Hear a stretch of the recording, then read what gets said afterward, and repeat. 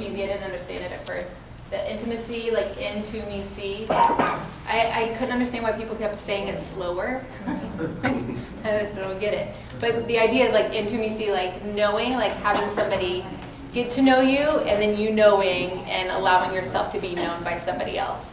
And so doing that just allows some peace and freedom and shedding off, some things that might have been holding you down or that you've been keeping from someone that you wanted to share information about. So that's great to hear someone that's been framed. Cool.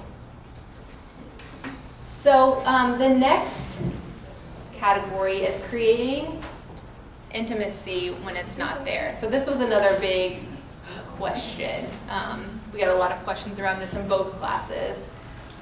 I don't know if you guys have seen this research, but there's new research that recently came out about men and women and sexual intimacy, and it was about the duration of when you do and don't have sexual intimacy. And so just the sample population that they did, they found that the longer a couple went without sex, the more biologically in the sexual response system for the woman decreased, and they were less likely to have sex. But for the male, their sexual desire and arousal increased. So this interesting, as the decrease in sex happens, men typically, what we're finding, wanting sex more, and women just not. And so if you're in a relationship, and I hear this all the time in my sessions as well, so I'm sure that you guys are experiencing this, where one person is wanting it a lot more and the other person isn't, and it could be due to research like this. So another reason, pointing to the first verse that we talked about and why sexual frequency and trying to have it be ongoing is important, so that there's this balance and connecting and oneness as well. So why isn't intimacy happening? I mean, you guys know, there's a lot of different reasons. Hormones that are happening, like as you age, if you're pregnant, postpartum, if you're breastfeeding, if you are in a time or period where you're incredibly stressed, or you're finding yourself getting depressed, if there's some kind of mental status going on, these all affect hormones. And what we find is that when I always hated asking people if they could get their hormones checked, because I felt like it was medical, and I was saying if there was a reason why that they weren't experiencing what they were experiencing. But what I find is that the levels are off, and so what can we do around that? What can we do around low testosterone, or when estrogen is just not working the way that it's working? And so it could be because of hormones, and so trying to keep that into the forefront of your mind. Even though it might not be something that I want to hear, it could be something that's contributing to what you're going through. Things not going well in the relationship. So if there's adultery, if there's fighting, not feeling valued, I hear that a lot, not feeling respected or not feeling appreciated for the work that I'm doing in the house or for the job or with my kids, then I don't feel connected to you, and I don't necessarily want to be sexually intimate with you if I'm not feeling certain things, or if I feel violated because of going outside of the relationship to seek other things. So how can, again, we focus on expressing our hurt or dissatisfaction or lack of appreciation, and how can we turn towards our partner and try and model how to love our partner the way that they feel most loved, and trying to continue to do that. Sexual dysfunctions, so creating when intimacy isn't there. So sexual dysfunctions can be a number of different things. It can be pain during sex. Typically this is more with women, whether it's it can be a lot of different vulvar pain or intervaginal canal pain, endometriosis, vaginismus, vulvodynia, dyspareunia. Tons of different parts of the vulva can be painful, and I see so many women who experience this. And of course, if you're experiencing pain, you're not going to want to have sex, right? And so there's this cycle that happens that you might have wanted to have sex at one point, but once pain happens, it's like if you had a shoulder surgery and somebody comes up to hug you, you're naturally going to tense and you're not going to want it, and you're going to almost be nervous for people to come up and hug you. The same thing happens with sexual interaction. We're going to tense up or start to create more walls around us. So how do we work on that sexual dysfunction pain-wise? If there's erectile dysfunction or premature ejaculation or delayed ejaculation, trying to address like what is happening. I see a lot of younger clients right now, guys who are experiencing this, and a lot of it's due to anxiety, feeling like I need to be this porn star, or I need to have this sort of penis because that's what I have been modeled through porn, because that's how a lot of us get sexual information at this point, is through some kind of porn. Or my partner, I didn't get an erection at one point and my partner made fun of me or asked me like, why can't you get hard for me, or why are you not getting an erection? And so since then I've built up anxiety around, is it going to happen again? Or I get too excited and then premature ejaculation happens. So there can be a number of different things that contribute sexual dysfunction wise to intimacy. So how do we address that? Specifically with sexual dysfunctions, it's important to seek out a sexual medicine doctor or a pelvic floor specialist, along with a therapist, to talk through some of these deeper seated difficulties that are going on with the dysfunction. Not prioritizing it. So as I'm sure a lot of you know, once you get married, it's exciting, you focus on each other, but then work takes over. Or if you were getting married, you know how much work that takes to get married. You're basically a wedding planner, a volunteered wedding planner for yourself. And so that takes a ton of work. I'm trying to organize your family, if you have kids, if you are in a high stress job, whatever that might look like. What happens is we tend to not prioritize sexual intimacy. And I hear a lot, but I just want it to be spontaneous, which would be awesome if it was always spontaneous. But if we wait for spontaneity, we probably aren't going to have sex as often. A lot of us will not have sex as often if we're waiting for that special moment for the guy half naked riding on the horse. Where I don't know if people like have this fantasy. I do not, but that's what I think about when I think of romantic novels. But I guess it's 50 Shades of Grey. So yeah, Fabio. So we can't wait for the spark to happen where pheromones are just going to ignite and we're at the beginning of our relationship again. We have to create these environments for it to happen. So I have creative ways, and I try and encourage clients to have creative ways to have a mixture of spontaneity but also scheduled intimate time together, which we'll work on a little bit later. Not understanding it, not understanding what sexual intimacy is, or understanding the body. And so if I don't understand my own body, it's going to be hard for me to want to be sexually intimate or intimate with my partner if I don't understand my own sexual response system or cycle, if I don't understand how to connect with another person. And if you're a virgin or, I mean, yay or nay. I'm going to pass on that. So if you're in a relationship and you haven't explored, done self-exploration, or even looked at your vulva before, take some time to explore that area and to figure out, what does my clitoris feel like? What does my vulva look like? I was explaining to some of the leaders earlier that I'll assign a homework assignment where I'll have women look at their vulvas and figure out what flower it looks like, and then go pick that flower and put the flower around the house. Or have a picture of the flower where it's hanging. And so only you and your partner know about it, but it can be a very erotic like sign for like, if you're on a walk, like, you see that flower? You know, it must be a sign for spontaneity. You should be careful with those, though. Should not advise this.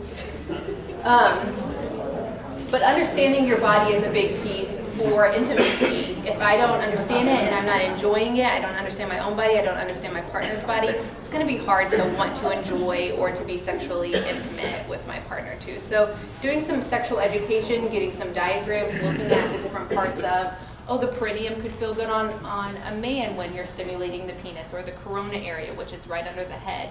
Like understanding and getting to know what areas of the genitals or the erogenous zones of the body feel good for your specific partner or for you specifically, to then be able to communicate that, and so that sexual intimacy can continue to create oneness between you all as well.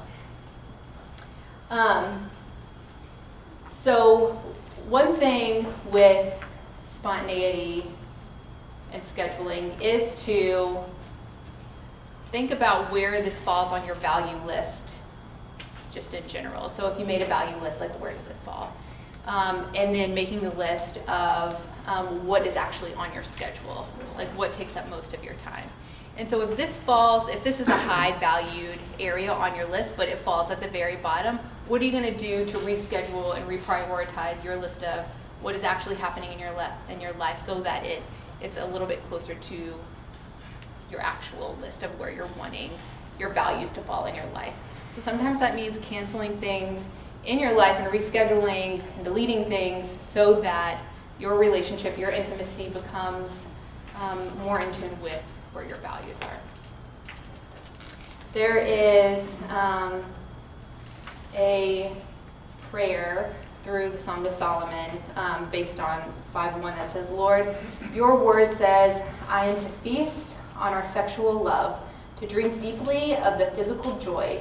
Show me how to do this in the midst of exhaustion. I think this is great because if you're like me, I still go to bed when my daughter goes to bed, which is 7:30. So it's very bad to admit. But in our exhaustion, how can we pray through, God help me find ways to bring me closer to my partner when life is bringing me down, when I just feel like I can't give anything else. Like, how can I be filled in this area so that my partner and I are growing closer and not being pulled away due to the demands of the world or family? Again, trying to think about God's character and just throughout the Bible. So God didn't intend or create anything really to be routine and boring and the same thing all the time. He created you to be playful and creative and inventive and to explore and to be adventurous. And so he wants the same thing for sex.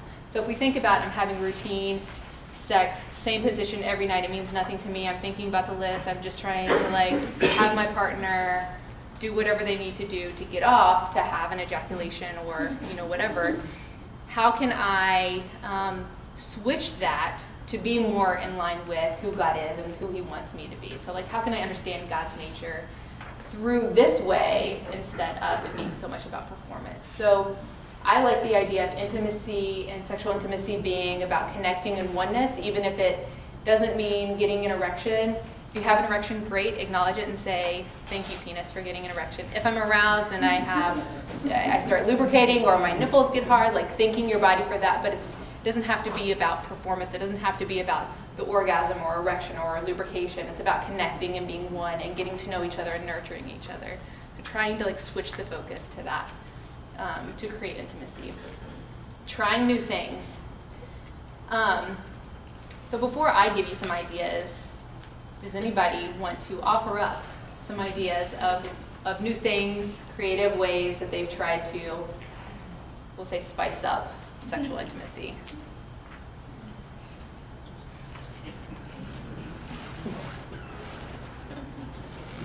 I think you should go first. I'll take a leap on this. So intimacy, if you think about intimacy, I have this, what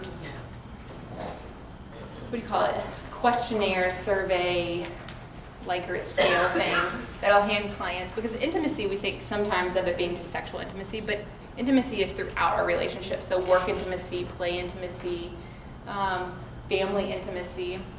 And so I like to think about that in a full, well-rounded piece that also adds sexual intimacy. So some people say you need all these other intimacy pieces to work well for sexual intimacy to be really fulfilling.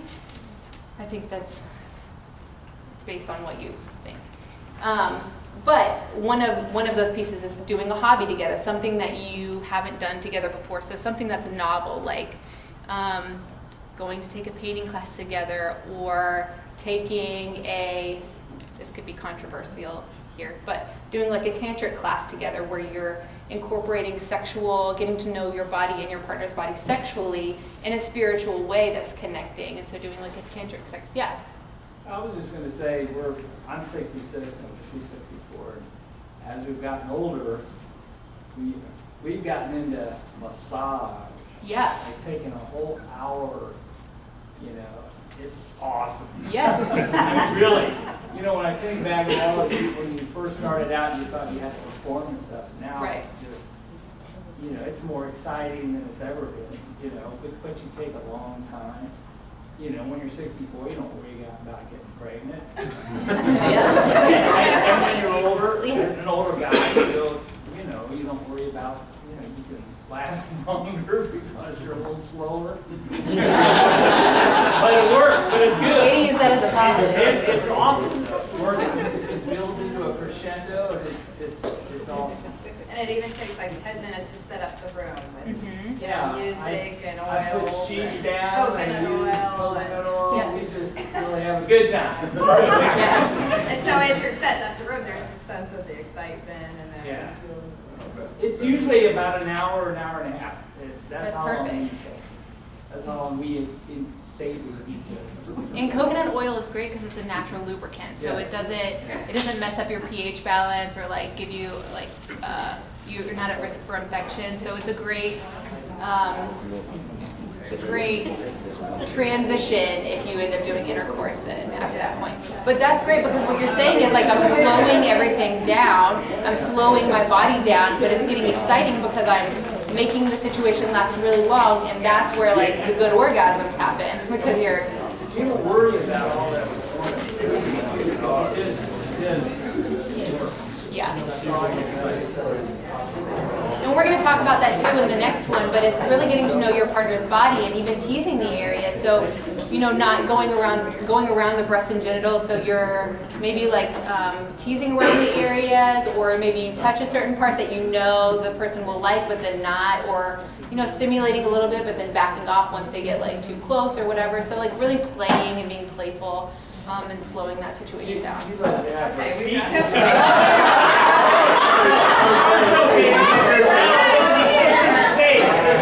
She loves to have her feet. Yeah. No, I'm serious. I do that. It's your feet. Talk about your feet, for God's sake. All right, that's good. I'm not. The feet. So, some information. So fetishes, the foot fetish is the #1 fetish, and that's because, not saying you have a foot fetish. Because why? So the foot, the sensory to the foot is right beside the sensory to the orgasm in the brain, and so it can be a very erogenous zone for a lot of people because of that.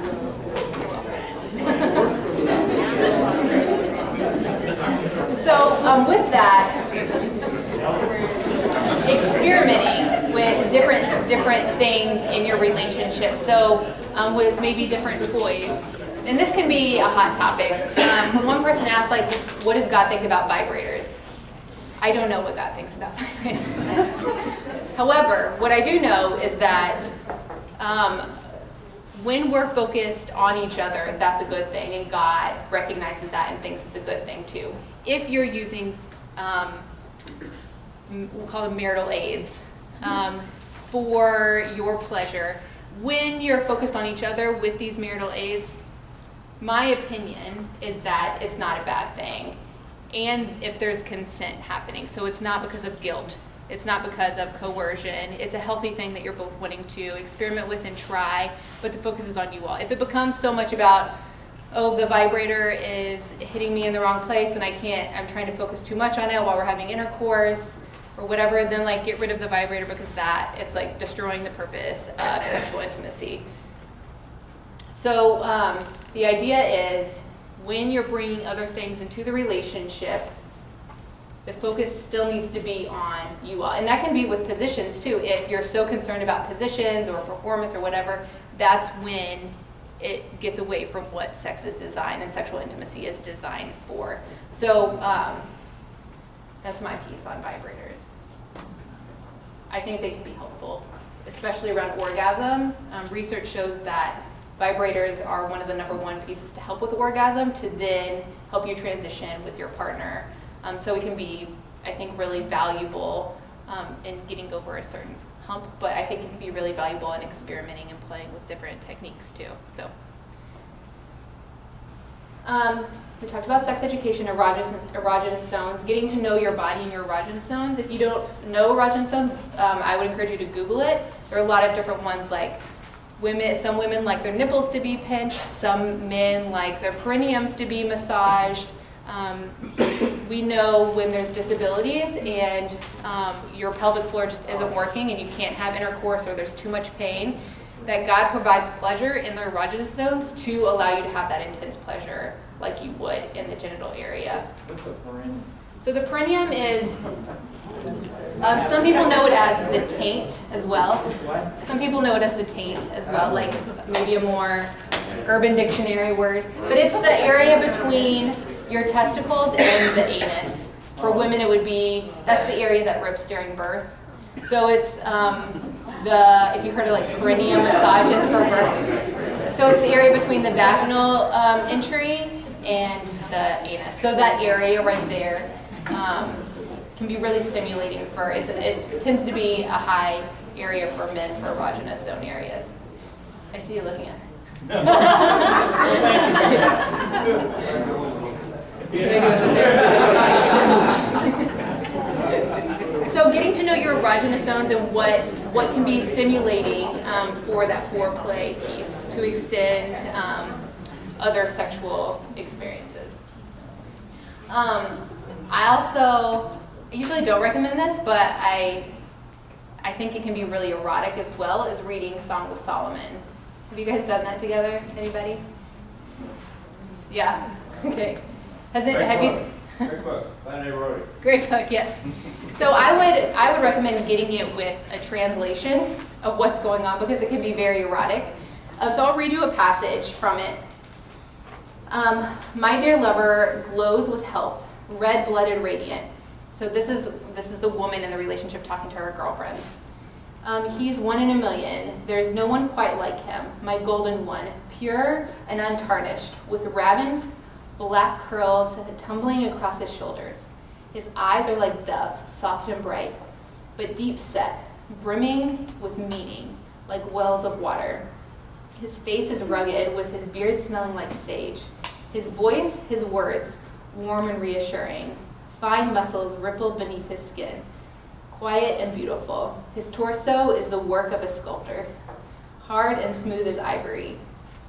He stands tall like a cedar, strong like a deep-rooted, rugged mountain of man, aromatic with wood of stone. And his words are kisses, his kisses are words.